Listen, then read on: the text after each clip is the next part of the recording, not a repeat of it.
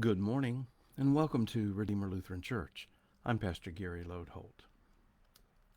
As we conclude this week of looking at Bible stories you've probably never heard of, I have to admit that I had never heard of the Rechabites either. And I could give you the history of their ancestors, but I think you'd get lost in all the names, so I'll just mention that they were related to the Israelites by marriage, and so they were considered something like cousins to full Jews. Now, before we go on, I need to mention that, and perhaps remind you, that there were some people in the Bible who were called Nazarites. Sometimes we confuse that name with Nazarene, which refers to Jesus because he was from Nazareth. That's different. A Nazarite took a vow never in his life to drink wine or alcohol and never to cut his hair. This vow was taken kind of like we give up something for Lent to test and strengthen our faith. But instead of doing it for a limited time, this vow was lifelong. Two who had taken Nazarite vows that you might remember were Samson and Samuel. Now, back to the Rechabites. You see, they were a bit distinctive like the Nazarites were. They were a people who refused to live in houses, refused to drink wine, and did not engage in sowing or harvesting that might tie them to a piece of land.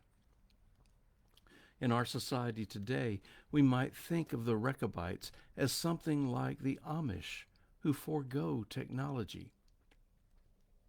And their reason for this kind of life was similar to why the Amish do it today, too. They wanted to be free of the corrupting influence of modern society. In the case of the Rechabites, they were trying to stay pure from the influence of those who lived in the area of Lebanon. Nevertheless, they were cousins to the Jews. The interesting story about them involves the prophet Jeremiah. Jeremiah invited a delegation of Rechabites to come to Jerusalem and to meet with him in a special consecrated room in the temple. In Jeremiah 35, Jeremiah says, "Then I set before the sons of the house of the Rechabites bowls full of wine and cups, and I said to them, 'Drink wine.'" Now, put yourself in their place. They were invited by Jeremiah, the very prophet of God, to partake of wine in a consecrated room inside the temple itself.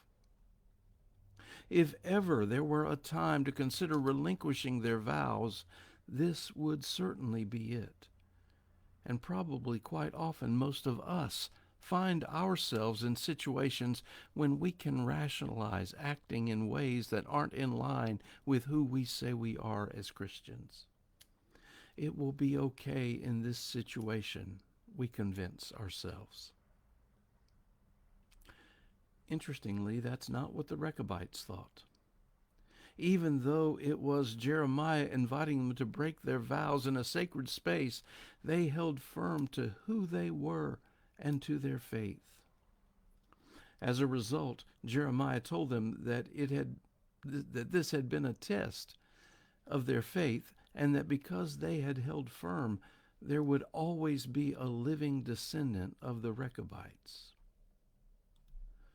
Indeed, many Rechabites lived as scribes in the temple, and they defended the temple until it was destroyed in the year 70.